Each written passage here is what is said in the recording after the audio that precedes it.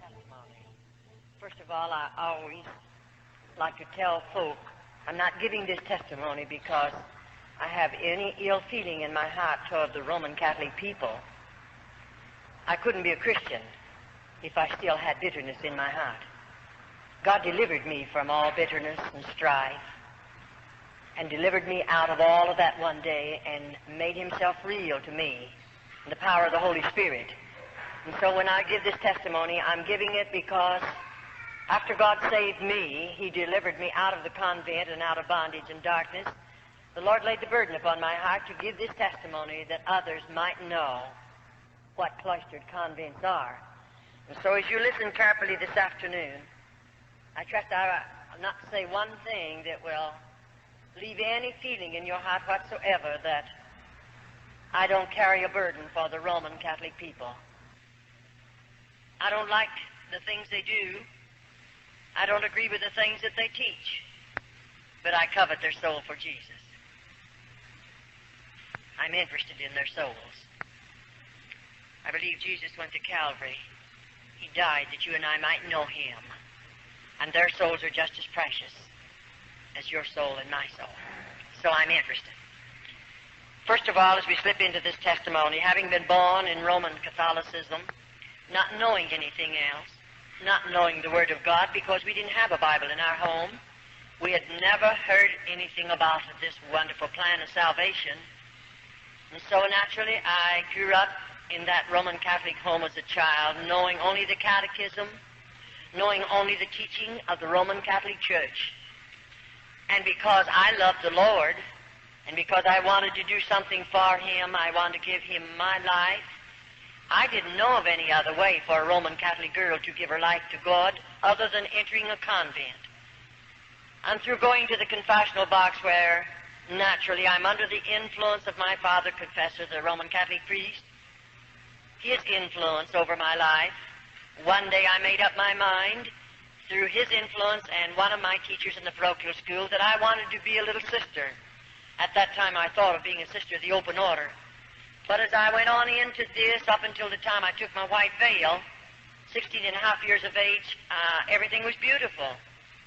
I really didn't have any fear in my heart whatsoever. Everything was taught to me was seemingly along the line that I had been taught in the church before I entered a convent. And so one day, after making up my mind to enter a convent, I remember that particular day, two of the sisters came home with me from school. They were my teachers.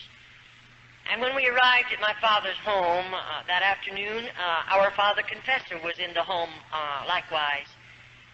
I often say when I was a little girl, children were seen and not heard. You didn't talk when you was a child, at least you didn't in my family, in my home, unless you were spoken to. And I remember I listened to them carry on a conversation, and then I moved over close enough to my father to ask him if I could say something. That was a bit out of the ordinary. And he permitted me to talk, and I said, Dad, I want to go into a convent. And I'll tell you, that priest took it up quickly. They had already been influencing me. And my father broke down and began to cry, not because he's sad, but he's very happy. My mother came over and took me in her arms, and she too wept tears. She was very happy. Those were not tears of sadness, because to think her little girl was giving her life to the convent to pray for lost humanity. And naturally my family were very thrilled about it. And I was too. But anyway, I didn't go for about a year after that, and then the time come when I got myself ready, and my mother prepared things for me, and so I entered the convent. They took me, and we didn't have a place close enough to my father and mother's home, so I think they took me around 1,000 miles away from home, where I entered a convent boarding school. I liked about 3 months being 13 years of age, just a little girl. I look back on it now and think, my, homesick, I was so homesick. Why, my mother and daddy, they stayed 3 days with me, and when they left, I became so homesick naturally. Why shouldn't I? Just a baby away from home. And when I was a little girl, you know, I had never spent a night away from my mother, and I surely had never gone any place without my family. And naturally, there was a close tie in our family, and I was very lonely and very homesick. But I'll never forget after Dad and Mother told me goodbye, and I knew they were traveling a long distance away from me, and I had never realized in my heart I'll never see them again. Naturally, I hadn't planned it like that because I planned to be a sister of the open order.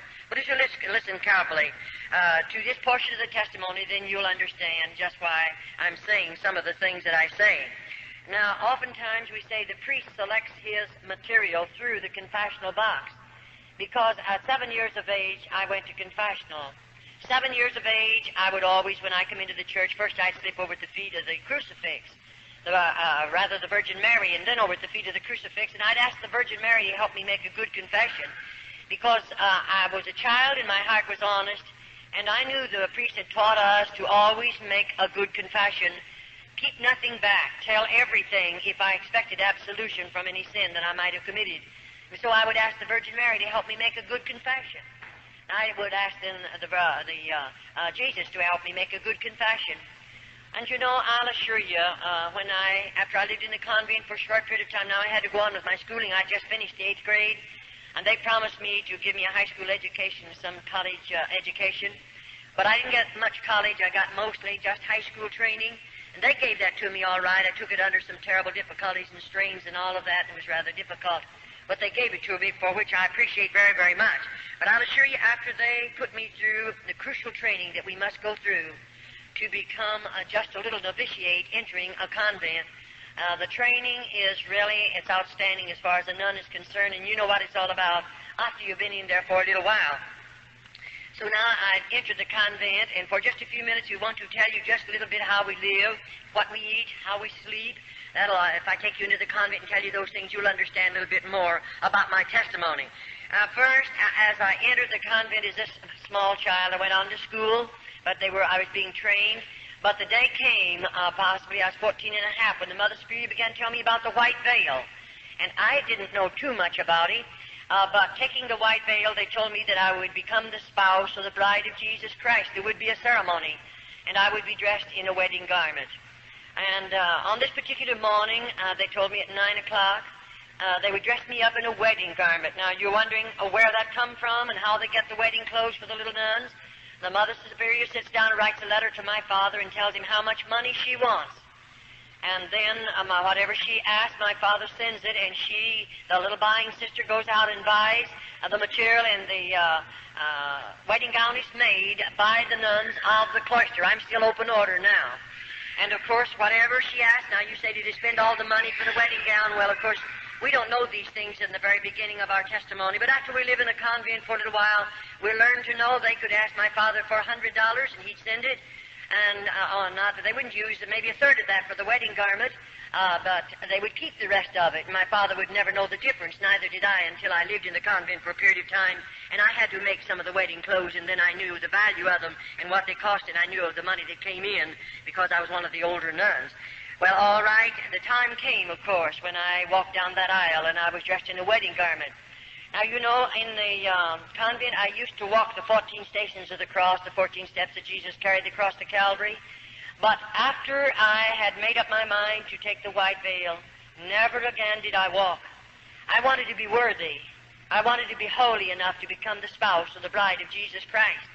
And so I would get out on my knees and crawl the 14 stations. It's quite a distance. But I crawled them every Friday morning. I felt it would make me holy. I felt it would draw me closer to God. It would make me worthy of the step that I was going to take, and that's what I wanted more than anything in the world. I would like to impress on your hearts, every little girl that enters the convent that I know anything about, that child has a desire to live for God. That child has a desire to give her heart, mind, and soul to God.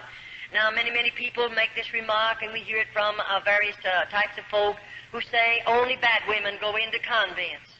That isn't true. There are movie stars who go into convents, and they've lived out in the world. No doubt they are sinners and all of that. But they go in when they're women. They know what they're doing. And they go in only because the Roman Catholic Church is going to receive not only thousands, but yea, it'll run up into the millions of dollars. And they don't mind who they take in if they can get a lot of money out of that individual. But the ordinary little girl that goes in as a child, she's just a child, and she goes in there with a heart and mind and soul just as clean as any child could be. I say that because sometimes we hear a lot of things that are really not true. Now, after we become the spouse of Jesus Christ, I want you to listen carefully to this, and then you can follow me into the rest of the testimony. We are now looked upon as married women. We are looked upon as married women. We are the spouse or the bride of Jesus Christ. Now, the priest teaches every little girl that will take the white veil, they'll become the bride of Christ. He teaches her to believe that her family will be saved. It doesn't make any difference how many banks they rob, how many stores they rob.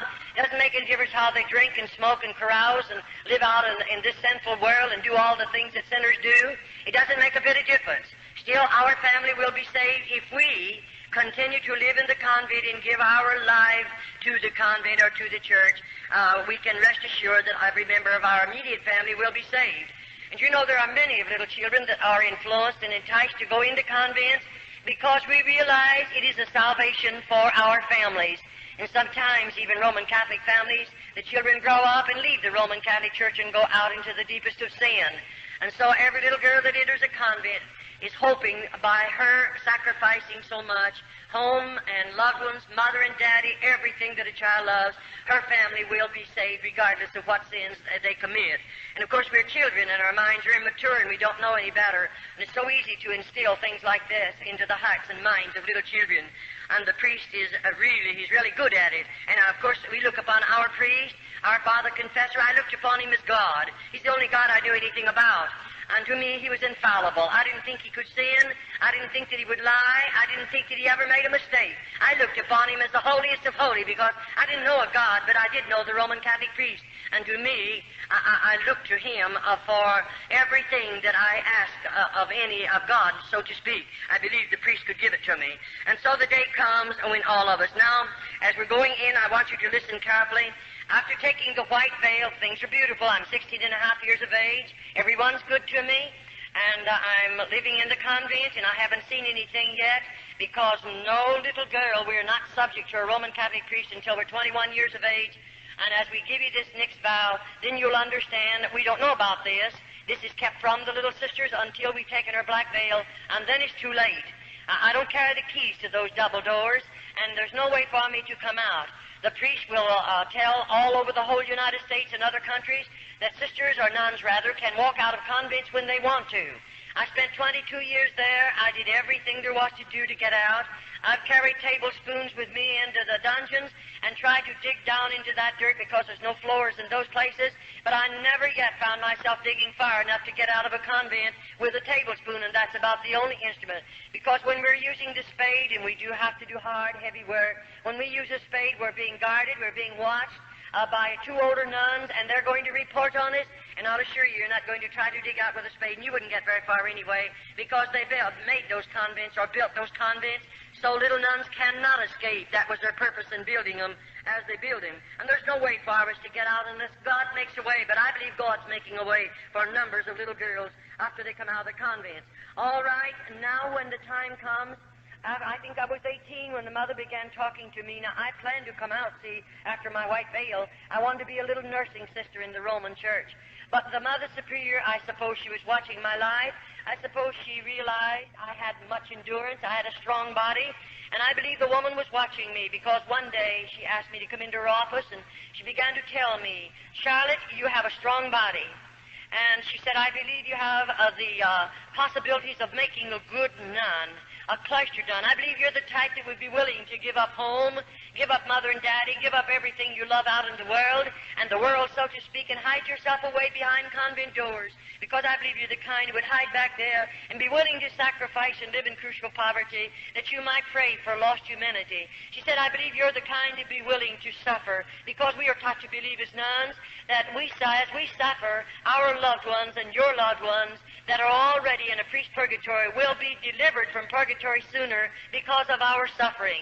She knew I was willing to suffer. I didn't murmur. I didn't complain. She knew all of that, and she's watching my life, and that's the reason she began to tell me about the black veil.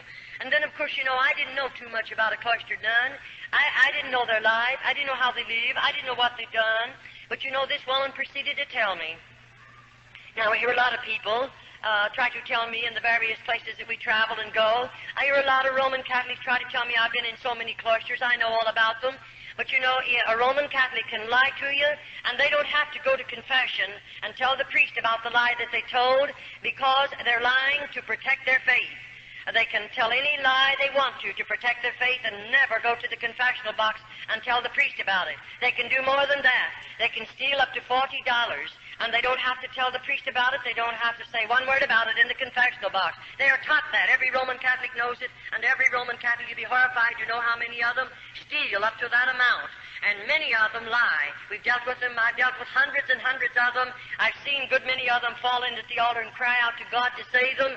And you know, before they're saved, they look into my face and hold my hand and lie to me. But after God gets a hold of their heart, then they want to make right what they've told me because they realize they've lied about it. But as long as they're Roman Catholic, they're permitted to lie, and it's the saddest thing, and you can't expect them to know God because God does not condone sin. I don't care who you are, but I don't believe God condones sin, and I don't believe He's going to condone it in the Roman Catholic people, even though they're being misled and they're being blinded and led in the ways that's going to lead them into a devil's hell. I believe that with all of my heart because I've lived in a convent and know something about how those people live and what they do. Now the day comes. She told me, Charlotte, you'll have to be willing to spill your blood as Jesus shed his upon Calvary. She said you'll have to be willing to do penance, heavy penance. She said you'll have to be willing to live in crucial poverty. Now already I'm living in a bit of poverty, but I thought that was going to make me holier and draw me closer to God, and it would make me a better nun, and so I'm willing to live in that poverty. And then on this particular morning, she told me what I would be wearing. She said you'll spend 9 hours in a casket, and she explained a number of things to me. That's the most I knew about it, and I didn't find that out until I'd taken my white veil. And so on this particular morning, I'm 21 years of age, but 60 days previous to my being 21 years of age, I'm going to sign some papers that they placed in front of me, and those papers are this. I'm going to sign away every bit of inheritance that I might have received from my family after their death. Of course, I signed that over to the Roman Catholic Church, and oftentimes I say the Roman Catholic priests are enticing girls, not only their background, and not only their strong bodies, their strong minds and strong wills, but he's enticing girls where mothers and fathers have much property, and they are comfortably fixed to the material things of this life. Why? Because when that child enters the convent, they're going to get a portion of her money, of her father's money. And I often say, even salvation in the Roman Catholic Church is going to cost you plenty of money, more than you know anything about. And so they don't mind commercializing off of that child and the inheritance that would have come to her. And so on this particular morning, I told the Mother Spirit, give me a little while to think it over. She didn't make me do it. No one did. But I thought it over for a couple of years, and then one day I told her, I think I'm going to hide away behind the convent doors because I believed I could give more time to God. I could pray more. I maybe would be in a position where I could inflict more pain upon my body because we are taught to believe that God smiles down out of heaven as we do penance, whatever the suffering might be. And I didn't know any better because I often say, if you could only look into the hearts of little nuns, if you are a Christian, you would immediately cry out before God in behalf of those little girls, because to me we are heathens. It doesn't make any difference the amount of education we may have. We are still heathens. We know nothing about this lovely Christ, nothing about the plan of salvation, and we're living as hermits in the convent. And so on this particular morning, I come walking down an aisle again, similar to that, and may I say, the morning before, I can't go into it too deep because I never would be able to cover enough of it so you could understand it. But this morning, I'm walking down that aisle, but I don't have a wedding garment on. I have a funeral shroud. It's made of dark red velvet, and it's way down to the floor. And I'm walking down that aisle. Now, I know what I'm going to do. The casket is all ready made by the nuns of the cloister, very rough boards, and it's sitting right out here. And I know when I come down there that I'll step in that casket and lay my body down, and I'm going to spend 9 hours in there. And 2 little nuns will come and cover me up with a heavy black cloth we call a heavy drape mortelle. And you know, it's so heavily incensed that I feel like I'll smother to death, and I have to stay there. Now I know when I come out of that casket, I'll never leave the convent again. I know I'll never see my mother and father again. I'll never go home again. I'll always live behind convent doors, and when I die, my body will be buried there. They told me that, so I knew it even before I done it. It's a great price to pay, and then to find out that convents are not religious orders as we were taught and as we were trained. It's quite a disappointment to a young girl that's given her life to God and willing to give up so much and sacrifice so much. I'll assure you it was a disappointment. And so after I spent those nights, you say, what'd you do while you lay in that casket? What do you think I did? I spilled every tear in my body. I remembered every lovely thing my mother done for me. I remembered her voice. I remembered the gathering around the table. I remembered the times when she would pray with us. I remember the things that she said to me. I remembered what a marvelous cook she was. Everything as a little girl growing up in that home, I remembered it, laying in that casket, knowing I'll never hear her voice again. I'll never see her face again. I'll never put my feet under her table again, enjoy her good cooking. I knew all that. And so maybe for 4 hours I spilled all the tears in my body because it was so hard. And I knew I'd get homesick. I knew I'd want to see her someday, but I gave it all up. What for? For the love of God. I thought I didn't know any better. And I'll assure you those were 9 long hours. And then I seemingly got a hold of myself and I thought, this, Charlotte, now you're going to make the best Carmelite nun, because everything I've ever done, even that I'm out of the convent, I do give my best. I try to give everything that I have in regardless what I might do. And so I did in the convent. I gave the best that I have. And I want to be the best nun that I could possibly be. And the Mother Superior knew that, and don't worry, the priest knew all about it too. Now I realize after I walk out of that casket or to come out of it, they're going to take me like this. Over here and right back here is a room. We call it the Mother Superior's room. Now, I've never been in that particular room, so I don't know what she has in there. But you know, when I walk in there this time, the Mother Superior sits me down in a straight-back, hard-bottom chair. And immediately then I'm going to take 3 vows of poverty, chastity, and obedience. And you know, as I take those vows, she opens a little place in the lobe of my ear and takes out a portion of blood, because I must sign every vow in my own blood. And after that happens, then I'm going to take the vow of poverty. Now, when I sign that vow, I sign it thus, and I'm willing to live in crucial poverty the balance of my life as long as I live. And what that poverty is like, of course, we don't know. And then my next vow, I'm going to vow of chastity. And you know, this vow, of course, you know what it means. I'm taught to believe that I'm married to Jesus Christ. I am his bride. I'll always remain a virgin. I'll never legally marry again in this world, because I have become the spouse of the bride of Jesus Christ. After the bishop married me to Christ, he placed the ring on my finger, and that meant I'm sealed to Christ. I'm married to him, and I accepted it because I didn't know any better. And now here I am, taking a vow that I would always remain a virgin because I'm the bride of Christ. And I want you to listen carefully. And then, of course, my last vow of obedience. Now, when we sign that vow, I'll assure you already, I know what obedience means. I'm living in a convent, and there they demand absolute obedience. You don't get by with anything, not even for 2 minutes. I mean, you don't get by with it. You have to realize what obedience means, and they demand it, and you learn to know it, and you're much wiser the more quickly you learn it and you obey it, and you give them absolute obedience. All right, now, what does it mean to assign vows like this? Let me tell you this. It means more than you folk will ever know, because most people that I know anything about, they know very little about obedience. Oh, in a sense, yes, but you'll never know what a little nun knows about obedience. I'll assure you that one thing, unless you live in the convent. All right, that particular vow, when I signed it into my own blood, it done something to me, because after I've signed those vows, do you realize that I've signed away everything I have, my human rights? I have become a mechanical human being now. I can't sit down until they tell me to. I don't dare to get up until they tell me to. I can't lie down until they tell me to, and neither do I dare to get up. I cannot eat until they tell me to.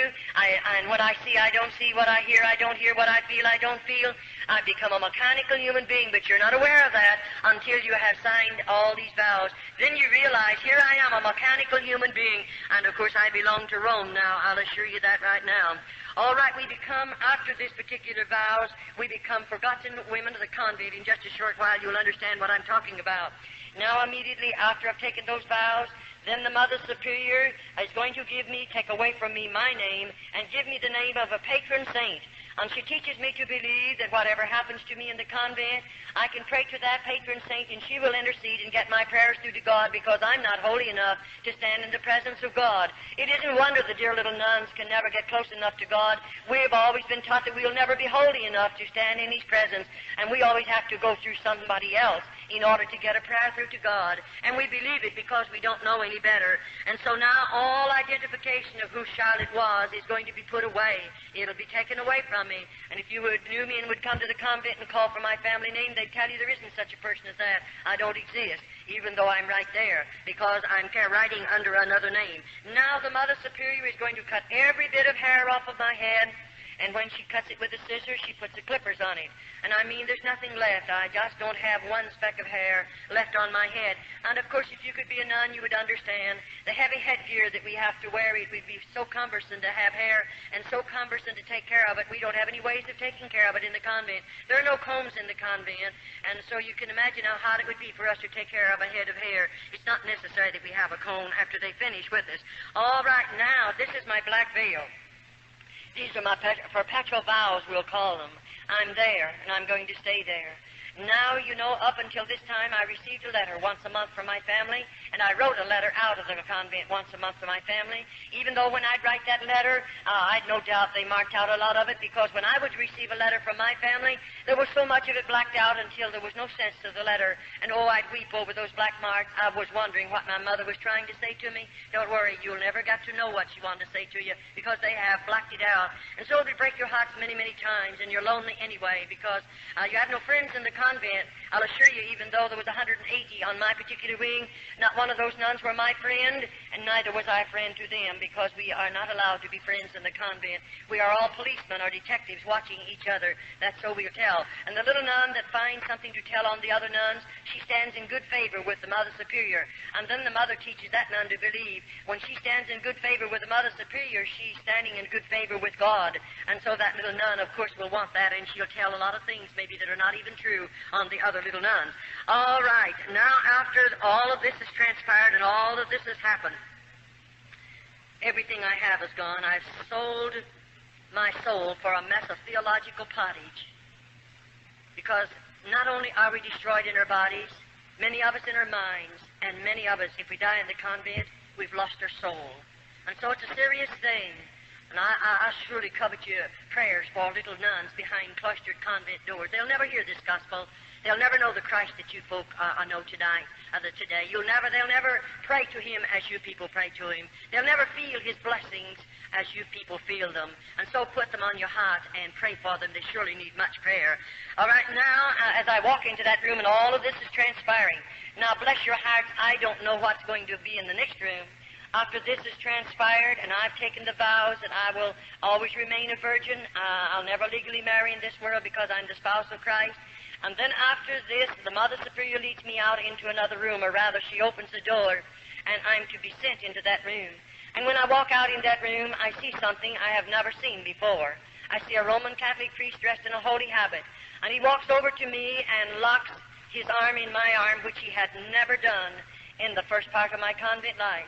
I never had a priest to insult me in any way. I never had one of them to be even unkind to me in the first part of my convent experience. But here he is now, and of course I didn't understand what it was all about. And I didn't know what in the world the man really expected of me. And you know, I pulled from him because I felt highly insulted. And I pulled from him and I said, "Shame on you." And it made him very angry for a minute. And he said, immediately, the Mother Superior must have heard my voice because she came out immediately. And she said, "Oh," and they called me by my church name. She said, "After you've been in the convent a little while, you won't feel this way. The rest of us felt the same way you do. And you know, the priest's body is sanctified. And therefore, it is not a sin for us to give the priest our bodies." In other words, they teach every little nun this.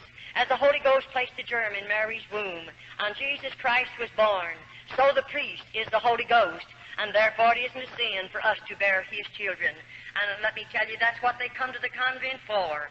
No other purpose in all of this world do priests come into the convent but to rob those precious little girls of their virtue. And I'll assure you, we'll be telling you a little later in the testimony just what they really do after they come in under those particular deals. But may I say, now every bridge has been burned out from under me. There's no way back. I can't get out of the convent even though I pled. Oh, how I pled with that priest. Send for my father. I want to go home. I don't want to go any farther. And let me tell you, that's when you stand alone and you don't know who to turn to, and you're a victim of circumstances, and you live in the convent because there is no other way to get out of the convent. And I'll assure you, I stayed in the convent until God made a way for me to come out. And so after all of this, now my mail will stop. I'll never receive another bit of mail from my family. Never another letter. I belong to the Pope. I belong to Rome. And then after all of this, the Mother Superior, after taking these particular vows, and the priest has invited me to go to the bridal chamber. You say, "Did you go?" "No." Definitely not. I didn't enter the convent to be a bad woman. It would have been much easier to stay out of the convent to be a bad woman. You wouldn't go into the convent and live in the poverty we live in and to suffer as we suffer to be a bad woman. No girl would do that. And it would have been much easier to stay out of the convent if I wanted to be a bad woman. But I went there to give my life and heart to God, and that was the only purpose I had in going there. And here this priest is, and of course I didn't go to the bridal chamber with him. I had a strong body then. One of us would have been wounded because I would have fought until the last drop of blood. And you know, it made them very, very angry, I'll assure you. But I didn't go to the bridal chamber with him. But now I'm going to have to go to penance the next morning. And of course this will be a heavier penance because of what I done already. And when the Mother Superior says we're going to do penance the next morning, I'm going to be initiated as a Carmelite nun. And I remember when she walked me down into that particular place, it was a dark room. I remember I lived above on the first floor until my black veil. After the black veil, they take me one story under the ground. And I lived from there on until God delivered me under the ground. I didn't live in the top part of this buildings at all. But you know, as we walked into this room, it's dark and it's very cold. And when we walked in, we came from back there somewhere. We'd come walking toward the front, and I walked along beside the Mother Superior. And when I got near the front, I saw those little candles burning. Anywhere in the convent, you'll find the 7 candles burning. And when I came a little closer, I saw the candles, but I couldn't see anything else, and I wondered, what's she going to do to me? That's the thing in our hearts, and we can't get away from it because we have fear. And when I come a little closer, I saw something lying on a board there. And you know, when I came real close, then I realized, here's a little nun lying on that board. I'll call it a cooling board because it was that. And just as long as her body, and there she was, and when I could see where the candles flickered down on her face, I realized that child is dead. And oh, I wanted so much to say, how did she die? Why is she here? How long do you keep her here? But you remember, I signed away every human right. And so I can't say one word, but I stood looking. Then the Mother Superior said, you stand vigil over this dead body for 1 hour. And at the end of the hour, a little bell is tapped, and another nun will come to relieve me. And may I say, I was advised every so many minutes, I have to walk out in the front of that little body and sprinkle holy water and ashes over the body and say, peace be unto you. And I did exactly what they told me to do. Oh, it was a terrible feeling. I'm not afraid of the dead. It's the live people we have to be very cautious about. And I wasn't afraid of that little dead nun, but oh, my heart ached for her. And, you know, after the bell tapped and I realized my hour's gone, the nun who comes to relieve us comes back here somewhere. And she, of course, we walk on our tiptoes. No noise is made in the convent. And when they don't speak, they just touch you. And, of course, my being down there with that little dead nun, and I was full of fear, when that girl laid a hand on my shoulder, I let out a scream, a horrible scream, from fear, just fear. And, you know, I didn't mean to do it. I didn't break that rule on purpose, but I was scared. And immediately, of course, I had to come before the Mother Superior, and that's when I first learned to know, one of the first times, about a dungeon. They didn't tell me there were dungeons in the convent, and she put me in such a dirty, dark place with no floor in it for 3 days and nights, and I didn't get any food and any water. And I'll assure you, I didn't scream anymore. I tried so hard not to break the rules of screaming, because there is a dungeon, and I know they'll put you in it. And let me tell you right now, it's not a nice place to be. After you've been in one of those places, you'll know what it feels like. All right now, I say this before I go any farther, that popery is a masterpiece of Satan. I said it's a masterpiece of Satan, with its lying wonders and its traditions and its deception. It's a terrible thing when you know about it.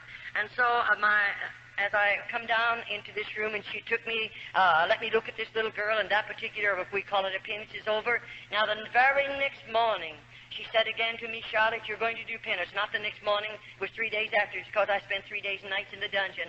The next, fourth, fifth morning, whichever it was, she said, you're going to do penance.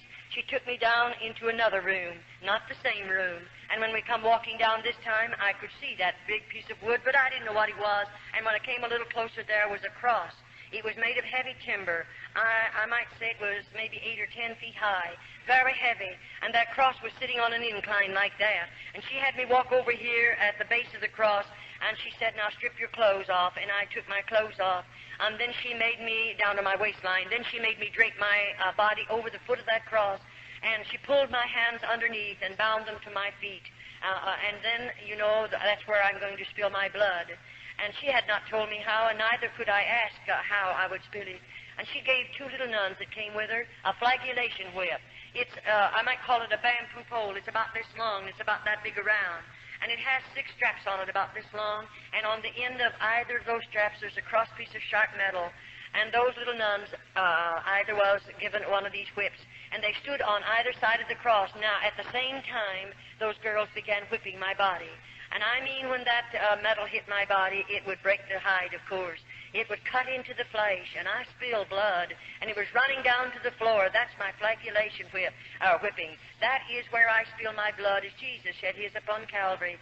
And of course I'm human. It wounded. It hurt. It was very painful. After the whipping is over, they don't bathe my body. They put my clothing back up on my body, and I have to go the rest of the day. When the night comes and I stand in front of my cell there, after we have to stand there two undressed with our backs to each other, and then when I went in, I couldn't sleep that night. I just wasn't a bit sleepy because I couldn't take off all my clothes. They had dried in those wounds, and it was terrible. I didn't take them off for several nights. And I'll assure you, when I came before my food, I didn't want my cup of black coffee. In the morning, we get a cup of black coffee. They serve it the tin cup, and we can have no milk or no sugar of any type in it. And we have 1 slice of bread. That's made by the nuns of the cloister. They weigh it. It weighs 4 ounces. That's all I get for breakfast. And then, of course, in the evening, I get a bowl of soup, and that's fresh vegetables cooked together. There's no seasoning in the soup whatsoever, and a half a slice of bread, and 3 times a week they give me a half a glass of skim milk. That consists of my food 365 days in the year. And I began losing weight very rapidly, I'll assure you, because I didn't have enough food to eat. I don't know the day that I went to bed without a hungry stomach. Sometimes it would be so hungry I couldn't sleep. The pain was gnawing. You can't hardly stand it. And you know you're only going to get that 1 slice of bread the next morning. That doesn't fill you up. And of course we have to work hard all day long.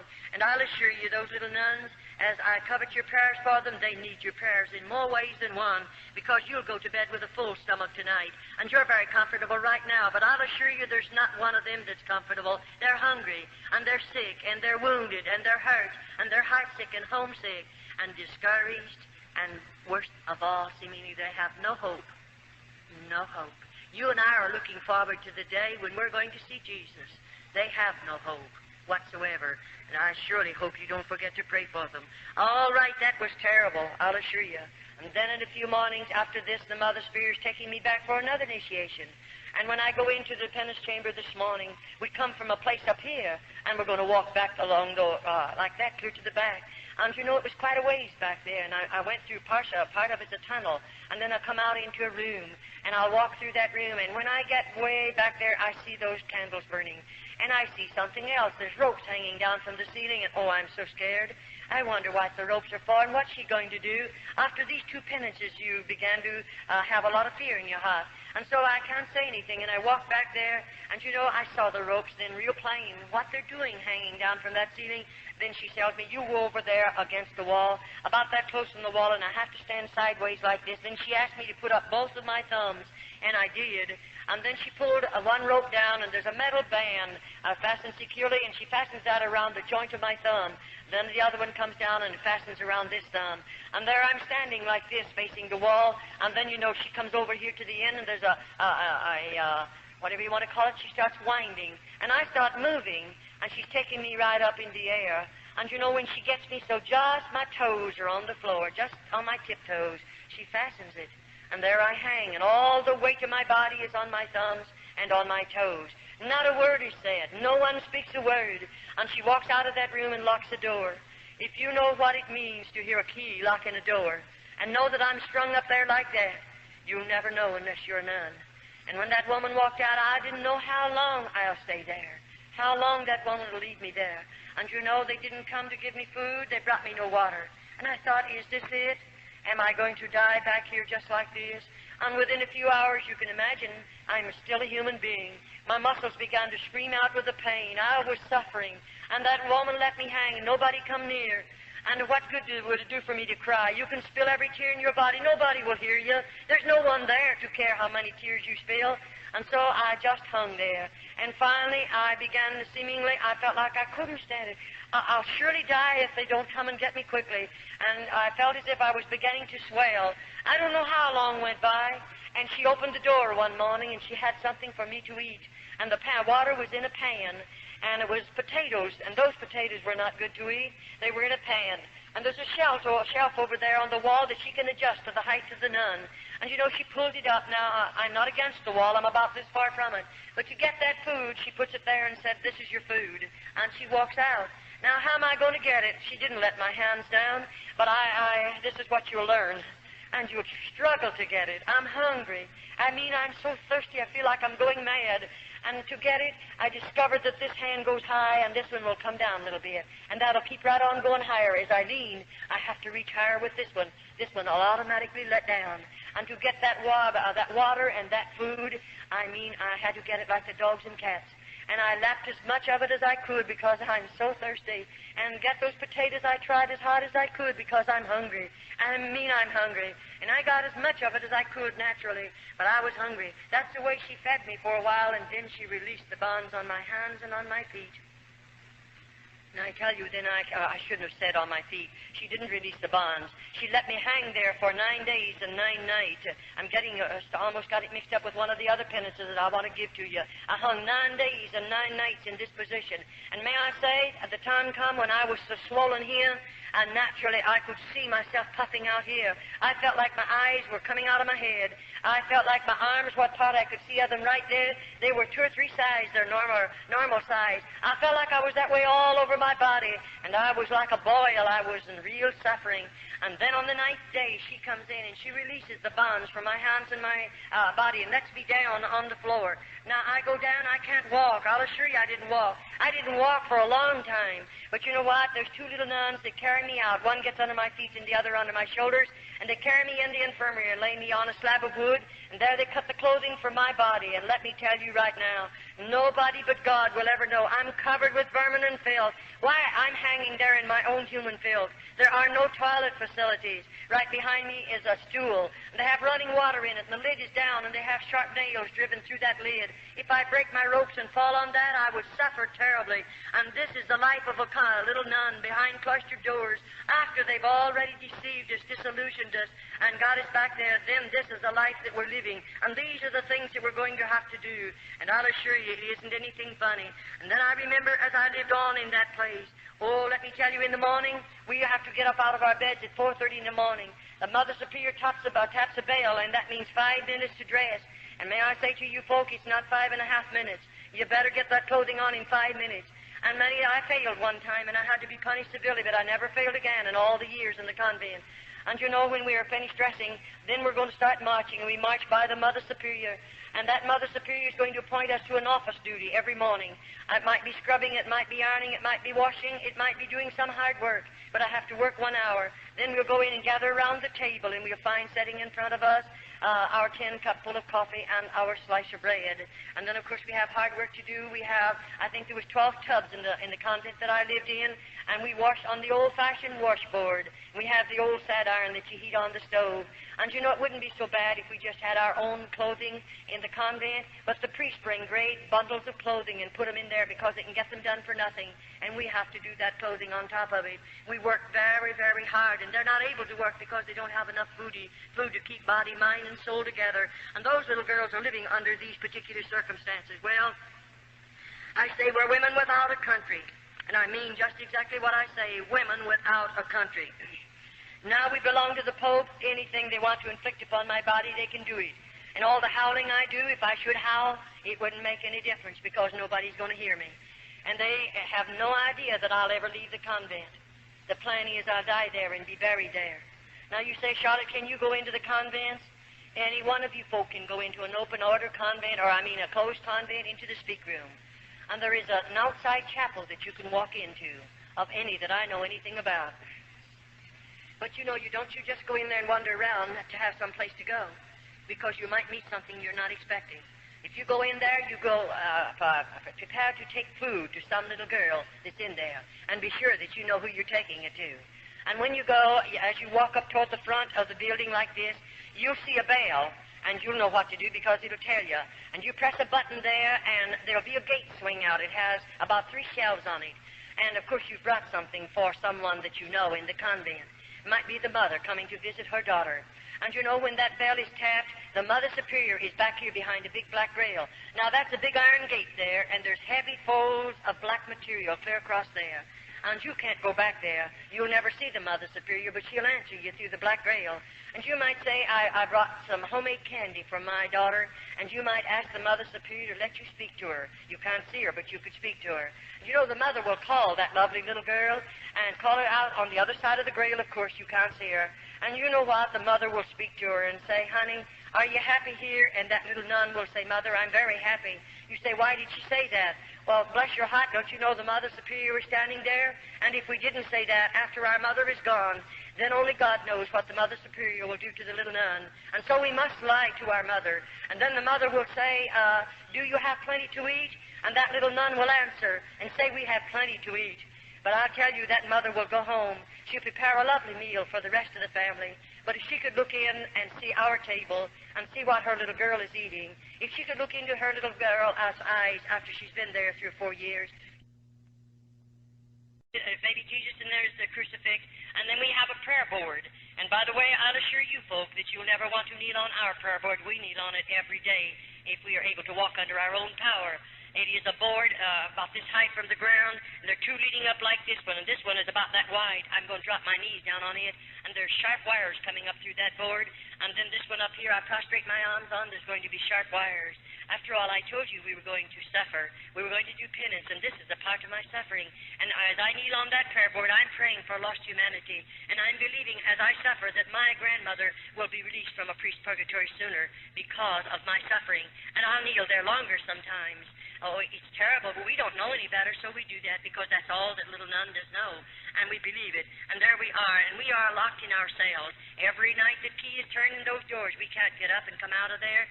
And then more than that, 7 minutes of 12. We go to bed at 9:30, the lights are out. 7 minutes of 12, there's 2 little nuns appointed to unlock every door. Every little nun again gets on her feet, dresses in full dress, goes into the inner chapel, and there we again pray 1 hour for lost humanity. We don't get very much sleep, that's why, and we don't have enough food, and we work hard, and we suffer much. That's why our bodies are so broken. That's why we seemingly don't have enough strength to carry on after we live there. But I'd like to say this to you as I go, before I go any farther. Now, I did those various things. We are taught to believe that as we spill our own blood, now we must do this. As I whip my body, if I torment it or torture it in any way that I spill blood, I'm taught to believe that I'll have 100 less days to spend in purgatory. Now, you know, we have no hope. Those little nuns don't look forward to anything. You may think they do, but we don't. Why? After you live in a convent 10 years, I began to realize the Virgin Mary is just a piece of metal. She's a statue. I began to realize St. Peter is just a statue. I began to realize that the statue of Jesus is just a piece of metal. In other words, we come to the place to believe that our God is a dead God. And I'll assure you, after you live in a convent long enough, not at first, oh no, but after we've suffered enough, after we've seemingly fallen down at the feet of those statues and spilled our tears on them and have begged them to intercede and get a prayer through to God, and years go by, of whatsoever, a parent won't even know when they're dead. So who's going to pray us out of purgatory, or rather buy us out of purgatory? No, we realize after we're in there for a period of time that there is no purgatory. And of course, you know there isn't, and I know there isn't. And there is no purgatory. The only purgatory the Roman Catholic people have is a priest's pocket, and they're filling his pockets with coins in order to pray for the dead. And may I say, there are thousands and thousands of Roman Catholics. In the month of November, may I say to you, in United States, 2 years ago in the month of November, the Roman Catholic priests praying masses for the dead of the Roman Catholic people in this country in 1 month collected $22 million for masses said for dead Roman Catholics. That's just a little idea, our sample of what's going on in this country. And still there are thousands of mothers that will work their fingers to the bone to go over there and give the priest another $5 to say a mass for a loved one that's in a purgatory, because that mother believes there is a purgatory. In the convent they have a painting of purgatory, and there's nothing in the room but just that painting. And you know, every Friday we have to walk around that painting. And when we walk around it, I wish you could look at the little nuns' faces. What do I see? The painting, as you would walk around it, looks like it's a big, deep hole out there, and there are people down in there, and the flames of fire is lapping around the bodies of those people, and their hands are outstretched like this. And the mother will say to the little nun, you better go and put another penance on your body. Those people are begging to get out of that fire. And because we're heathens, we don't know any better. I might go someplace in the convent, and maybe I'll burn my body real bad. Maybe I'll torture it some way and spill some more blood, because as I suffer, I believe they're going to get out of that place where a priest puts them. And there are millions of people, so to speak, in purgatory that your priest have put there. And when he knows that it's the biggest fraud there is in the world, he knows there's not a bit of truth to it. And bless your heart, I often say you take purgatory and mass away from the Roman Catholic Church, you'll rob her of 9/10 of her living. She'll starve to death if you would take it away from her. She commercializes not only off of the living, but off of the dead, and on it goes. All right. It doesn't bother a Mother Superior to take one of those dear little girls. And may I say, you know, when the priests come into the convent, they come as our father confessors. Once a month we go to confession. And we don't want to go, don't you worry. I many the time have got in the very back row. I didn't want to go in there. I know who's out there. One of them, I may not know the particular man, but I know he's a priest, and I know those priests. I certainly have seen them enough. I've lived there long enough. I certainly have had contact with every one of them, and I'll assure you this one thing. I don't trust one single one of those in the convent. Now, we're not telling you about every priest. I don't know all the priests. I'm just talking about the convent in my personal testimony of convent life. And you know, we know something about what's out in that room, and here we are. We know we're going to confession today. It may take all day long, and here he comes. And I have never seen a Roman Catholic priest come into the convent that I was in without intoxicating liquor under his belt. And I say, a man or a woman, regardless of who you may be, when you get liquor under your belt, you're not a man, neither are you a woman. You become an animal and a beast.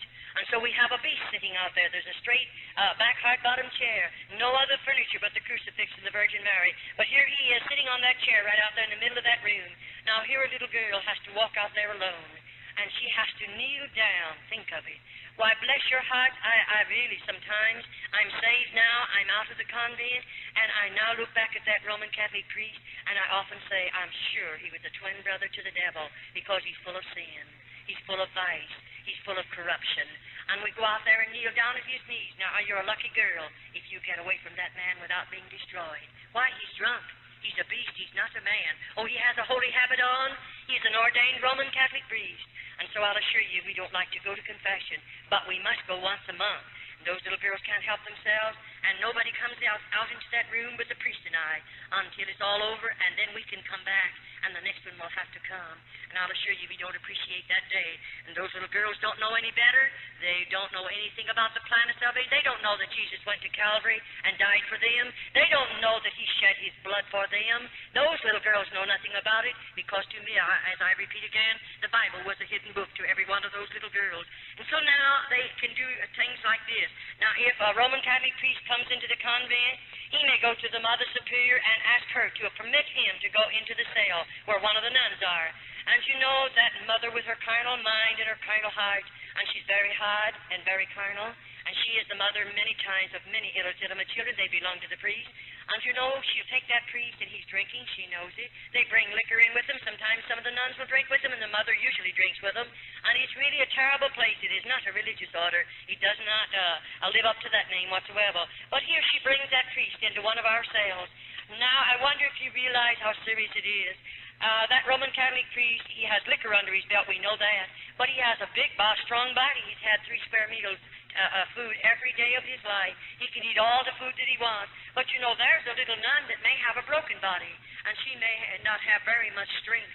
And what did he come into that cell for? For nothing other than to destroy that little nun. I often say I wish the government could walk into a convent just about the time one of those priests are let in the cell. The mother will turn a key in the lock, and you're locked in there with that priest. Now, we have no way to defend ourselves, and I often say I have had to nurse those little girls. I'm an RN. I got my nurse's training by going through the tunnel over to through the hospital as I lived in an open-order convent. But may I say, after that priest is taken out of there, if you could look upon the body of that little nun, she looks like something you've thrown out in a hog pen, and 6 old sows have just mauled that child's body. And this is convent life. I can understand why your priests are calling over the phone every day or two and screaming their heads off because I'm in this city giving this testimony. But may I say to you, I don't mind if they continue to scream. I don't mind what they do. I'm not one bit afraid of them. I'll continue to give this testimony. As long as God gives me strength, I'll be giving this testimony regardless of your priests or your bishops in this country. I know what I'm doing. I know what I'm saying, and I'm not afraid of anybody in all of this world. I'm a child of God, and I believe God won't let anybody put a hand on me until my work is finished. And then I often say, I don't care what you do to my body after I leave this body. I'm sure I don't mind. And so I will continue to give the testimony regardless of what your priests think about it, because I think God saved me to pull the cover off of convents. I believe He saved me to uncloak those places that are riding under the cloak of religion. I believe that with all of my heart. I'll assure you I do. Now, if I refuse to give my body, you know we're just supposed to give our bodies voluntarily to those priests. Many times the nuns are overpowered. But if I refuse to give my body voluntarily to them, then you know he becomes very angry, and he goes immediately to the Mother Superior. Then when two carnal minds tend to come together, they can invent things that you and I, we don't have enough evil in our heart to invent things like that. We don't have enough sin in our lives to even think of such terrible things. And when those two carnal minds come together, the next time, I want you to know they're all ready. Now the Mother Superior might say to me in a day or two, we're going to do penance. Now the penance that they'll inflict on me is something that the Mother Superior and the priest has invented, and it can be very, very cruel. They might take me down into one of the dirty dungeons, and there's no floors in those places. And you know, they have a place down there. There are rods about 3 feet long. They have them burrowed down into cement, and at the top of it there's a ring about this big, sticking out of the ground. They have some leather straps fastened there. And when they take me down there, they put my foot, either foot through those rings, and then they strap my ankle securely. Now I'm standing with my feet in those rings. All right, they're going out of there. They're going to leave me locked up in that place by myself, and it's a dirty place. Well, I might stand there for 2 or 3 hours if I have strength enough in my body, but what do you think's going to happen to me then? I can't stand any longer. Sometimes we faint, sometimes we just become exhausted and we go down. But when I go down, he flips my ankles over like that, and I can't do anything about it. I don't have what it takes for me to get up. I may have to lie in that position for 2 or 3 days, and no one will come near. They won't give me a bite of food. They won't bring me one drop of water, but I must stay there. And the next thing you feel is the bugs crawling over my body and the mice running over me, and I still have to stay there. I can understand why they don't want me to uncover. They don't want the world to know these things are going on. No priest in this country wants it.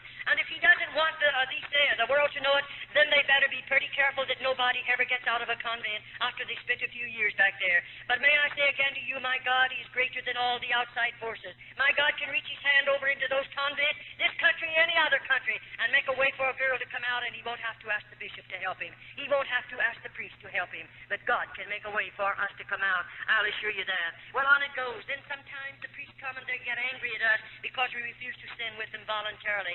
And you know, after all, the nuns' bodies are broken after we're there a while. And many the time, to have him strike you in the mouth is a terrible thing. I've had my front teeth knocked out. I know what it's all about. And then we get you down on the floor and then kick you in the stomach. Many of those precious little girls have babies under their heart. And it doesn't bother a priest to kick you in the stomach with a baby under your heart. He doesn't mind. The baby's going to be killed anyway because those babies are born in the convent. Why wouldn't babies be born when you run places like this under the cloak of religion? The world thinks it's religious orders. And there are babies born in there. And most of the babies are premature. Many of them are abnormal. Very, very seldom do we ever see a normal baby. You say, Sister Charlotte, do you dare to say that? I most definitely do dare to say that. And I intend to keep on saying it. Why? I've delivered those babies with these hands. And what I've seen with my eyes and I've done with my hands, I just challenge the whole world to say it isn't true. And the only way they can ever prove it isn't true, they'll have to open, if they ever serve a summons on me and call me into court, I'll assure you this one thing. Convents are coming open. And then the world is going to know what convents really are. And they'll have to open them to vindicate my testimony, because I know what I'll do if they ever serve a summons on me. I've been before the highest laws we have in the United States. I know what I'm doing. I know what I can say, and I'm not one bit afraid to say it, because I've been a part of this. I've been connected with this system 22 years behind convent doors, and it is a terrible thing. When that dear little nun, looking forward to that day when her precious baby will be born. Most of you dear mothers, oh, you have everything ready. The beautiful nursery. All the baby's beautiful clothes are made. Everything is lovely. You're looking forward to that precious little immortal soul that's going to be born into your home. And everything is ready. And oh, I wish you could see that little nun. She's not looking forward to that. There won't ever be a blanket around his body. They'll never bathe that baby's body. But he can only live 4 or 5 hours. And then the Mother Superior will take that baby and put her fingers in its nostril and cover its mouth and snuff its little life out. And why did they build the lime pits in the convent? What is the reason for building them if it isn't to kill the babies? And that baby will be taken into the lime pit and chemical and lime is put over its body, and that's the end of babies. Oh, when I think about it. That's why I try to challenge people, pray. If you know how to pray, you know how to contact God, pray and ask God to deliver the girls from behind convent doors. In other words, pray that God will make a way for every convent in the United States to be opened and let the government go in.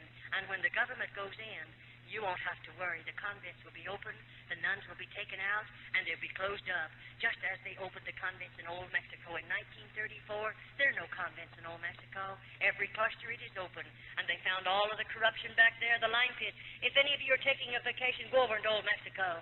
The government owns them. They're public museums. And go through the convent. Look with your own eyes. Touch with your own hands.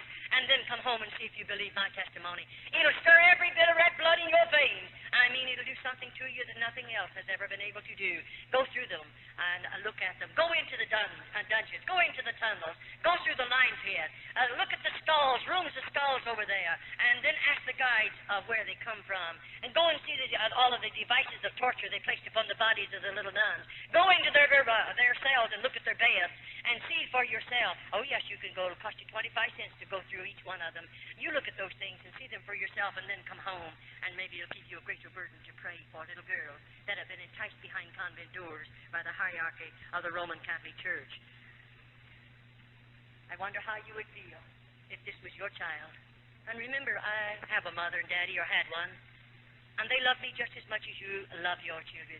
And when they let me go into the convent, I'm sure my mother and daddy didn't expect these things to happen because they didn't know. They never dreamed a convent was like this. But you know, I wonder how you'd feel if you could walk in someday and out there in this particular room.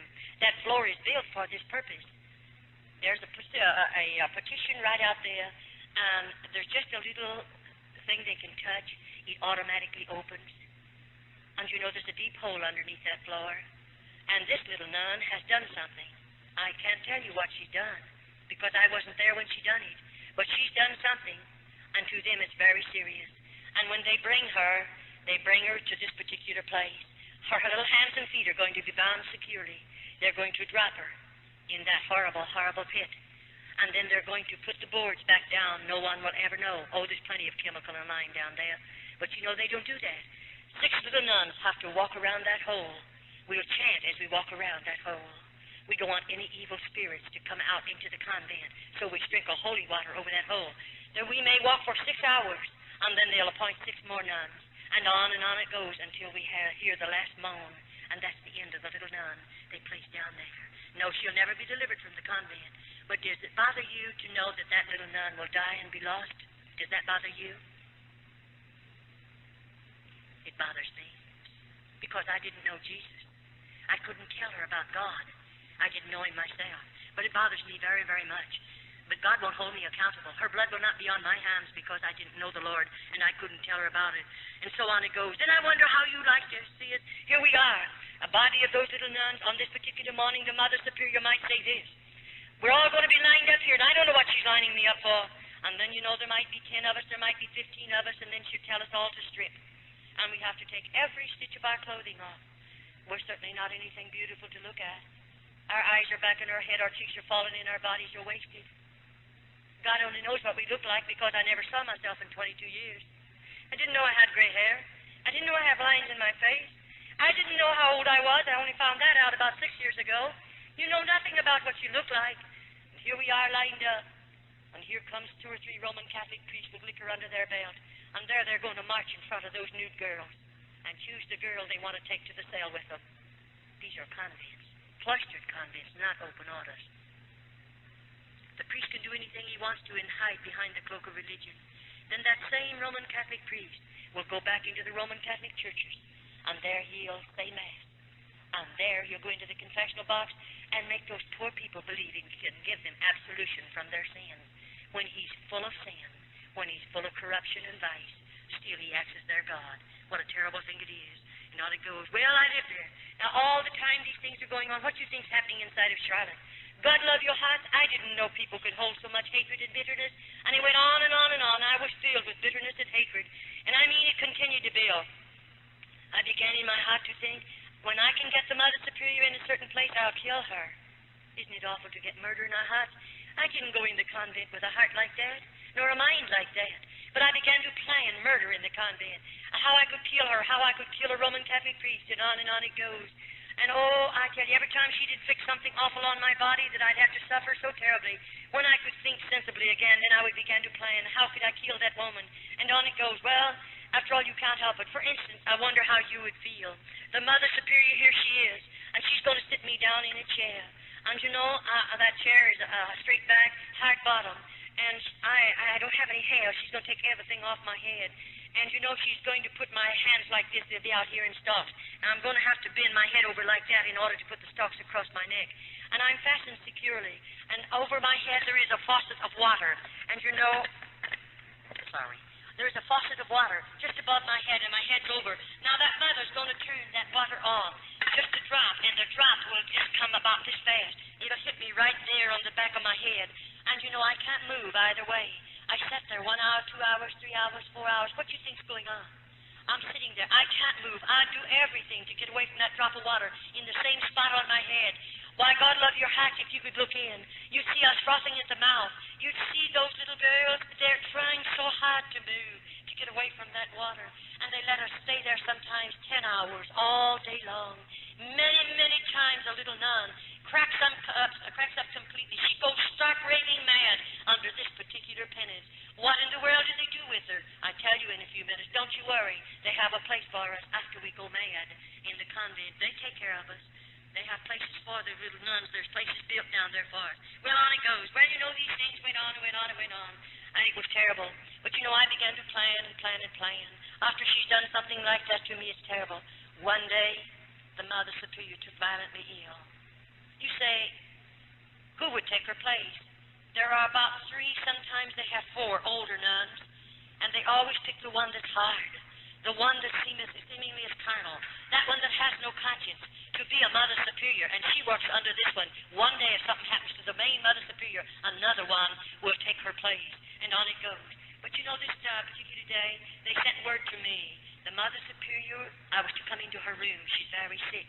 And quicker than lightning, I began to think, if I get in that Mother Superior's room, I know what I'll do. You know, after all, I'm a sinner. I'm a nun, but I'm a sinner. And I don't know God. And I have a lot of hatred in my heart. And I walk in that room. They have called in an outside Roman Catholic doctor. She's a very sick woman. And he has left all orders. And they left the medicine and everything. Now, I'm supposed to take care of her. And that was wonderful. I do take care of her. All day long, I did what they told me to do, what I'm supposed to do. And those particular tablets, I knew what they were, and I knew what they would do and what she was taking them for. But anyway, all day long, I gave her her medicine. I done everything I'm supposed to. All evening long. Why? I want to be sure what I'm doing. What I do, I have to be careful. And you know, I waited until 1 o'clock in the morning. Why? Because every night, those little nuns have to be gotten out of bed and go chant from 12 to 1, 7 minutes to 12 to 1. I thought I'll wait till all the nuns go back to bed, then I'm going to do something. And bless your hearts, after they were all back in their beds, I'll tell you what I did. I took 5 or 6 of those tablets. I was only supposed to take 1 in a half a glass of water ever so often and give it to her. But because of the type they were and what the type of tablet was, I knew what it would do. I put 6 of them in a glass of water and stirred them up. And I gave them to her. I knew she would go into convulsions that would twist her completely out of shape. I knew that woman would suffer 1,000,000 deaths within 25 minutes. I knew that. And I thought, I'm going to watch her suffer because she has punished us. She has hurt us so many thousands of times. I'll watch her suffer. Isn't it terrible to think a child can live in a place like that long enough until she has the same kind of a heart almost the Mother Superior has? But that's what comes when sin gets in your life. And so I waited. You know, I gave them to her. And something happened to me. I got scared. And I looked at that woman. She began to change color. And I couldn't find her pulse. I couldn't find her respiration. I was frightened. And I thought, oh, what shall I do? If they find her dead, only God God knows what they'll do to me. I'll tell you what I did. I got that stomach pump as quick as I could. I pumped that woman's stomach. I massaged that woman. I done everything there was to do. And oh, thank God she didn't die. I said, I thank God. But you know, I sat down by the bed and held her hand and watched her carefully until the respiration came back normal, until her pulse was normal, and I felt she would live. And I thought of another thing. I'll do this then. I saw where her keys were hid in her shelf right there in her own room. So they're on a big chain or on a big ring, and I thought, I'm going to take those keys. I'm going down into that dungeon. When I say down, this is 2 stories under the ground. I'm going someplace where she's always warned us. It's a solid wall like that, and clear to the back end of that wall, there's one door, and it's heavy, and it's always locked. And I've heard her tell me scores of times, and I'm sure she has the others, don't ever try to go through that door. What in the world is over there? And why did she tell us that? We can't get through it. It's locked. But you know, I wondered what was back there. Because when they had me in the dungeon for a long time once, I heard screams under the ground. I heard such blood-curdling screams, and I knew there were some girls locked up somewhere. And so I'm going through there if I find the key. And so I got her keys, and I went into that particular place. And when I got back there, it took a while to do it. I want you to know, to find the key. But oh, when it unlocked that door, I walked through that door, and I walked into a hall. The hall, I would say, was maybe 5 feet wide, maybe wider than that. That's just a guess. And anyway, on the other side of the hall, there were a number of cells over there, small rooms, and they had real heavy doors. And in those cells were little nuns. And when I went up to the first one, near the top of the door, there's a little place about this long, it's about that wide, and it has iron bars going across there. And I looked right into the face of a little nun that I knew, one that I'd sit across the table from, one that I've prayed with in the chapel. I knew that girl, and here she is, and they had chains and lock chains around the either of her wrist and around her waistline. And I said, when did you have something to eat last? And no answer. How long you been here? No answer. I went down to the second, the third, the fourth, the fifth, and the stench was getting so bad I couldn't stand it. And you know, those little girls would not talk. Why? I lived in the convent, you know, a long time. I don't care if I was 2 miles under the convent, way back there. We were working back there, and we'd whisper. The next day I'd have to suffer because the convents are wired, and the Mother Superior can hear every voice, every whisper, and then somebody tells, and you're in some serious trouble. And those nuns has been there long enough. What have they done? I don't know. But those nuns are supposed to have cracked up mentally, and so they have to put them in those chains. And when they die, they can't fall down to the floor. They're just dropping those chains and slump. When they go in there, they don't give them any more food, no more water. That's a slow death. And so as I saw all of that, I became so sick from the terrible stench because many of them are already dead. And I don't know how long they've been dead. I came out of there and walked back up to this room where the Mother Superior was, and she was lying there sleeping. And I watched her carefully, and she slept till the next day, long, long hours, and didn't waken. And when she did, she said, I've had a long sleep, and I said, yes. They let me take care of her for 3 days. And you know the third day? I don't know. You say, did she ever find out you was down there? Well, not yet. I hope she didn't while I was there. But anyway, 3 days, they put me out in the kitchen. In other words, when we go to the kitchen, 6 of us go for a 6-week period. And this particular time, they put me out in the kitchen with 5 other little nuns. What am I there for? I'm doing the kitchen work. I'm going to do all the cooking that's done out there and take care of the work in the kitchen. And so when I went out in the kitchen, we have a long table back here, and it's a work table. And our vegetables will be prepared for the soup, and that's what we were doing, all 6 of us. And something happened. Our kitchen is a very large room, and a very long room, not as wide as it is long. And over at one end of it, you'll find over here the stair steps leading, about 4 of them leading down. Then there's a landing right there. Over there is a big, heavy outside door. But here there's a landing. Our garbage cans sit there. And right here is a stairway, cement one, leading down 1 story under the ground. Now, I'm up on 1st floor in this kitchen. All right, as I'm in there and we're there working, something happened. Somebody touched the garbage can. You know, all my convent life, we are taught never to break silence. We don't dare to make noises in the convent. We are punished for them. And when something touched the garbage can, that's a noise. And who in the world? 6 of us, and we're all together. Who's touching the garbage can? I wheeled around, and they wheeled around, and we saw a man. And you know, that man was picking up the full can, leaving an empty one. I'd never seen that before. I've been in that convent for years, and in the kitchen, but I never saw anything like that happen. I believe God had his hand on me. With all my heart, I believe it. And you say, what happened? Well, we turned around quickly because to us it's a mortal sin to look upon a man other than a Roman Catholic priest. And I mean, we turned around quickly and went to our work. But you know, I thought, if that man comes back again to get another full can, I'm going to give him a note and I'm going to ask him if I can run out with him. But I didn't do that. But you know what I did? When we run out of something in the kitchen, there's a pencil hanging up there on a chain. And bless your heart, I have to, or whoever it is runs out, you have to write it on a tab. And, of course, I stole a piece of paper off of a sack, and I thought I'll carry that little piece of paper in my skirt pocket. And every time I can get a hold of that pencil, I'm going to write a word or two on a note. And that's what I did. It took quite a while to do it. But, I watched that garbage can. Every time I could take the garbage down there, I did it. And, you know, when it was just about full. And I thought the next evening, it'll be full when we put all the garbage in it.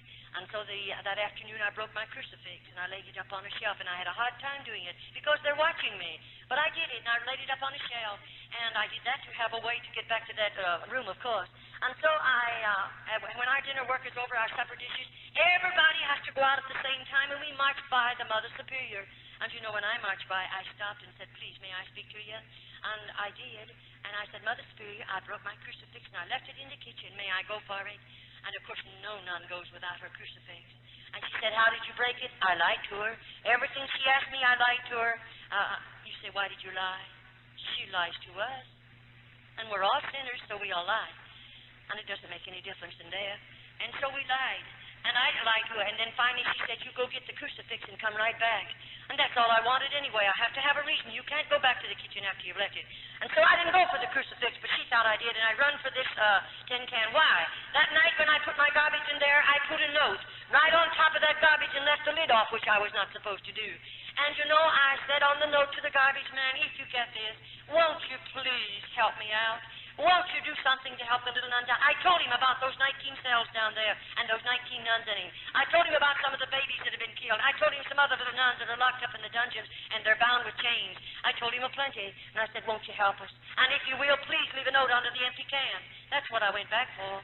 And when I lifted up the can and found a note, you don't know how I felt. I froze to the floor. I was so scared I didn't know what to do. I picked that piece of paper up and I read, and this is what that man said. "I'm leaving that door unlocked, and I'll leave the big iron gate unlocked. You come out." Oh, let me tell you, that's almost more than you'd ever. Why, I never dreamed I'd get out of a convent. I never thought of ever getting out. I wanted out, but you say, oh yes, when I could collect myself. I reached over and turned the knob, and you know it was unopened. I walked out of that convent, and I slammed it to. I was sure the lock was on it, and I got out to the big iron gate, but oh, he had me trapped. That iron gate was just as locked as it was ever locked. You don't know what it done to me to stand there looking at the iron gate. I'm locked out of the convent. I have no right out there. You can't imagine. I don't know if I grew old right there. I don't know. I know I suffered enough because I'm scared half to death. And what will I do if I go back and pound on that door? What will they do with me? And oh, the fear that grips your heart. And you say, "What'd you do?" I didn't have any shoes and stockings on. I'd wore those out years ago. When I think of the Roman Catholic Church being the richest church in the world, and they let those little nuns go winter and summer without any shoes and without any hose, living in crucial poverty, I wonder how they can do it. Hungry as we are. Your priests are all nice and fat. The little nuns are so hungry. I wonder how they do it sometimes. You say, "What did you do, Charlotte?" Well, I'll tell you, I just took a hold of that big old iron gate and I tried to climb it. That's all there was for me to do. And up about 1.5 feet from the top is a ledge about 6 inches wide. I thought if I could get high enough to get my knee on the ledge, I'm safe. And I did. I got one knee on the ledge, but this time I don't have any strength left either. And you know, I thought, what'll I do? I'll put one foot over, then I'll get the other over. Then I realized, you know, I have 3 skirts on. My skirts are gathered on the belt, and they're clear down to my ankles. My veil, of course, is down to my knees in front and that long in the back. How will I ever get over those sharp points? And I thought, I can't go down. I don't have strength enough, so I'll have to jump. And if I jump, I'll break every bone because I was broken body, of course. And you know, I thought, what I'll do? Well, I pulled all my clothing up around my body and held them with one hand. And then I thought, I'll have to jump. And you know, they have a buzzer in the convent, and when a little nun tries to escape and they catch her, they put a buzzer on. And oh, if the priest tell you they don't come to the convent, I would you could see the priest then. You'll find a good many of them there, and they immediately are after that nun. They don't want her out.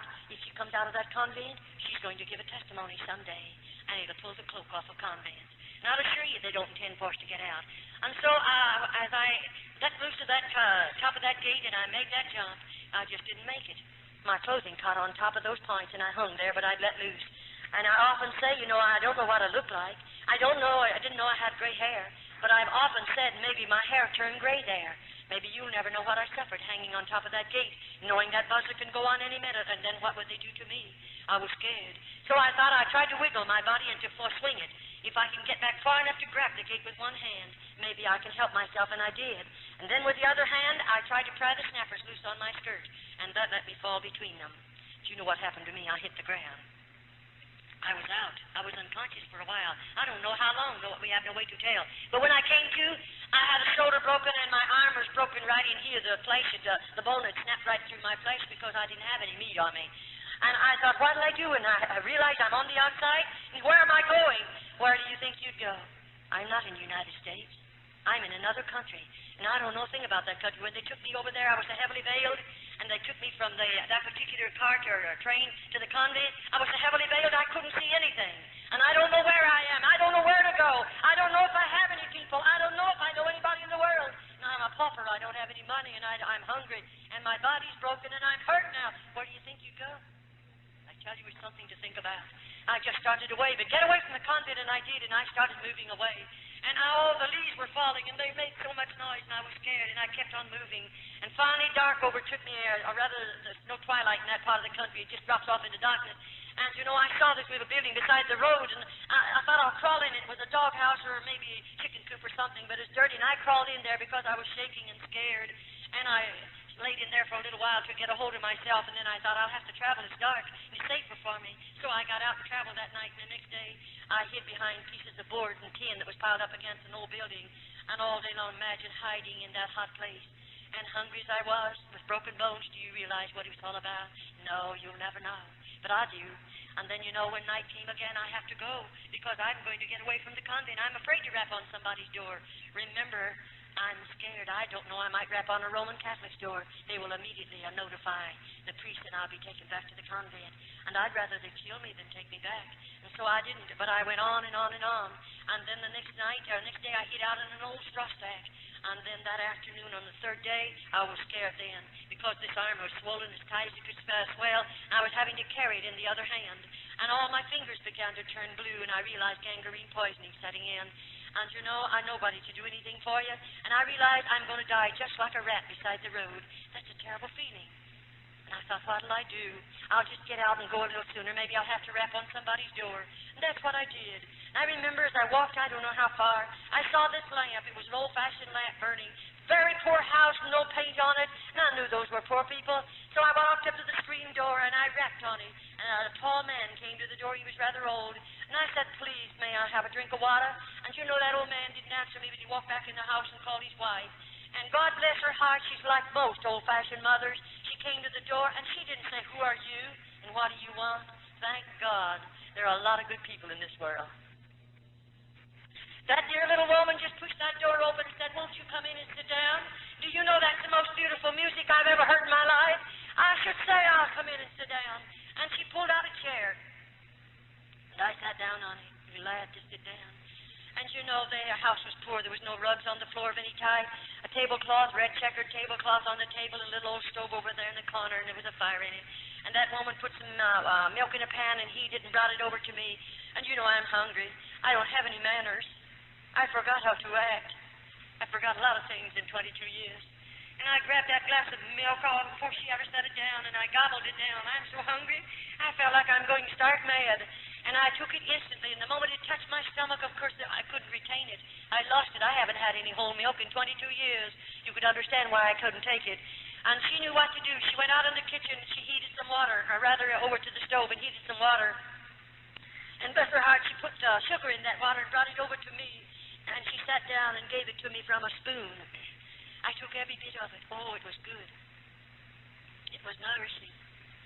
And then the daddy walked over by me and he said, now tell us who you are and where'd you come from. I began to cry. I was scared then.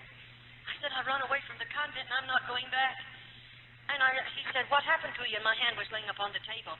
And I said, well, I tried to get over the gate and I fell and I'm hurt. And you know, he said, we'll have to call a doctor. And bless your sweet life. Then I really became hysterical. I got up from the table. I was going to run back outside, and they wouldn't let me. He said, wait a minute, we're not going to hurt you. You're hurt. You have to have help. I said, I don't have any money, and I don't have any people, and I can't pay a doctor bill. Of course, I was just in a terrible mess, if you want to know it. And that man said to me, I'm going after a doctor. He said, and he's not a Roman Catholic. Neither am I. That dear man didn't have a car, but he hitched up a horse and buggy, and he drove 9 miles to get a doctor. The doctor came out in his car, and when he got out to the place, he got there ahead of the man. And when the doctor walked in and walked around me, he just kept walking around me, and he was swearing. Maybe he didn't realize it was a terrible effect on me. When he stopped and looked at me, of course he was mad. He was mad. Why was he mad? He was mad because he was looking at something that was supposed to be a human being. And I didn't even look like a human being. I was in such a horrible condition. But finally he calmed down. He came over to me and he said, I'll have to take you to the hospital tonight. Oh, I became hysterical. I said, I don't want to go. Please don't make me go. And then he sat down carefully and took my hands. And he began to say, I'm not going to hurt you. You have to have help. And I want to help you. That doctor took me into the hospital that night, and that's where I learned how much I weighed. He weighed me, and I weighed exactly 89 pounds. I weigh 178 right now. And then, you know, they took me into surgery, and of course they tried to get the swelling and the inflammation out of my hand and arm, that they might do something for me. It took about 12, 13 days. And then, of course, they had it, but this time it started to knit, and they had it all to break over it again, put it in a cast. I did a lot of suffering. Well, you know, one day a way was made for me to be released from the hospital. Who did they release me to? I begged to go out to those old people to stay with them, and they let me go because they'd been good to me, and I trusted them. And the doctor wanted to take me out to his home. I was in that hospital 3.5 months. And they took me out there, and I stayed for a period of time. And then one day, this same doctor, he wrote a letter, and you know what he sent in that letter? He sent a check. He told the people to go and buy me a suitcase and get me some clothing. He was coming for me on a certain day. He had told me, I'm going to find your people for me. You know, that doctor's a stranger to me.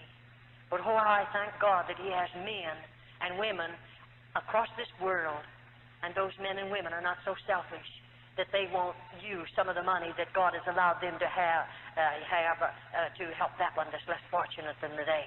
He spent a lot of money on me. I was in that hospital 3.5 months, and I mean there was a lot of money spent on me, but he paid the bill. How I appreciate it.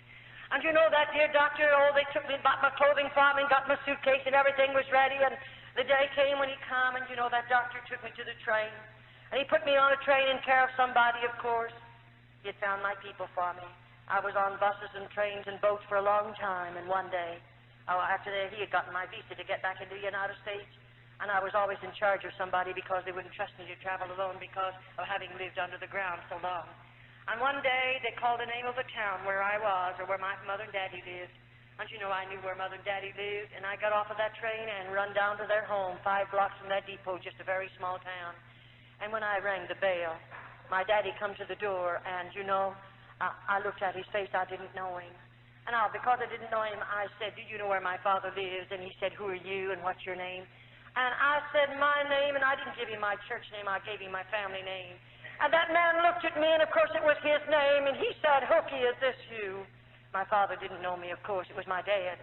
That dear old man opened the door then and invited me in, and I said, Dad, is mother alive? Because I didn't know about her. And he took me back in to see her, and there she was. 7.5 years she'd laid there an invalid, a horrible, horrible invalid. And of course she didn't know me, and I didn't know her. Well, you know, that very night I took violently sick, and they put me back in another hospital for another 3 months. But my father paid all of those bills. He reimbursed the doctor and paid the doctor in another country and paid the old people. He reimbursed them all. All of that was wonderful. Then, you know, one day, after my body was strong enough, since I'm here in the United States, it took a long time, several years, I'm a nurse, and I took the examination to nurse. And you know what God did? He let a woman come into that particular hospital. It was a Roman Catholic hospital. This woman was a Church of God minister. She came in, and I thought, how strange. Just across the Mississippi River is 2 magnificent Protestant hospitals, and she lives in one of those cities. Right there, 3 cities joined together. And why in the world did she come over here to this Roman Catholic hospital? Why, I believe God had his hand on it all the time. You know, that woman who came in, and the doctor said, I want you to dispatch her case, and I went into that room to prepare that woman for the operating table. And I heard her praying. And I want you to know, I became that woman's private nurse, or special nurse. After she left the hospital, she went home, and I became her special nurse in the home. And that woman asked me if I wouldn't go to church with her. And you know, I lived in her home long enough to hear her pray. I lived in that home long enough to read the Bible to her because I am her nurse, and I did what she told me to. I'd never read a Bible before in all of my life, and she'd have to find the scriptures, and then I'd read them to her. And you know, as I read the Word of God, God began to get a hold of me. And finally she said, won't you go to church with me? And you know, I went to church with that woman. And I sat back there and heard a gospel for the first time in my life. And you know, I'll tell you, I went through 4 nights. And it was really beautiful. I've never heard anything like this. And all the time she was telling me about the plan of salvation and telling me about God and that I needed God and I needed to be saved. And of course, I was believing her. Do you know what I'd do every night? I'd go home from church with that woman. I'd say, you go to bed, but let me go to the basement. I'd lay my Bible down on a chair, and there I'd challenge God, and I'd say, God, did you hear what the preacher said? Did you hear it, God? And then I would tell God everything that I could remember the preacher said.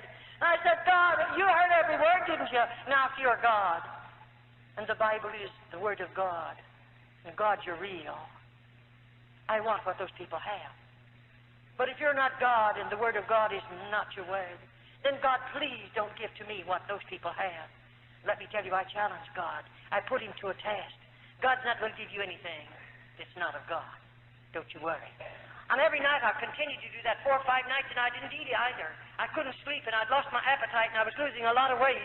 It was terrific, but you know, one night I come back to church, and out of a clear blue sky, right in the middle of that man's service, I just got out of my seat. And with both hands up in the air, I come running right straight down an aisle like that. And I fell in at that altar, and I cried out, my God, forgive me for all my sins. I was a sinner. I mean, God met me there. Praise his wonderful name. There's a pool of water on that floor. I was sorry for everything that I did in the convent. I stole potato peelings. I stole bread. I told lies. I called the Mother Superior names under my breath. And I want you to know God met me down there, and he forgave me of every sin there was in my life. And how I thank and praise him for it. Praise his wonderful name. God's been very good to me. Very good to me. A few nights previous to that, I went back to church. God filled me with the baptism of the Holy Ghost. May I say to you, God means more to me than all the material wealth you have in this city. I'd rather have Jesus than anything you might have, because I found him to be the best friend I've ever known. I can tell him anything I want to tell him, and he won't call you up and tell you what I told him. I can sit at his feet and tell him every day of my life, Jesus, I love you. Jesus, I love you. And every secret of my heart I can pour out to him, and I don't worry about him calling you up and telling you what I told him. He's the best friend you ever had. He's able to save you. He's able to deliver you. He's able to loose you from the things of this world, set you free to know him. Praise his name. I have a wonderful God. I love him supremely. I'd rather have Jesus than anything that you might have. God is real in my life. Really wonderful. How God delivered me out of the convent. Pray for me. I need much prayer. I'll be going places where it's predominantly Roman Catholics. I'll have to suffer much. But I'm willing to suffer for Jesus, that I might tell someone about him and give my testimonies that other dear little girls might be spared from convent. So pray for me, won't you? God bless you.